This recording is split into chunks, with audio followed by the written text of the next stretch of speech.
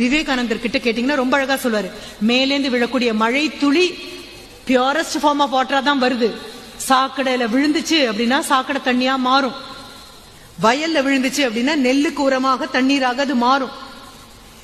ஒரு ஆற்றுல விழுந்துச்சுன்னா குடிநீராக மாறும். வாய் திறந்து உட்கார்ந்து இருக்கக்கூடிய ஒரு ஆயிஸ்டருக்குள்ள விழுந்ததுன்னா பேர்லாக மாறும். தண்ணியில பிரச்சனையே இல்ல, விழற இடம் எதுங்கிறத பொறுத்து.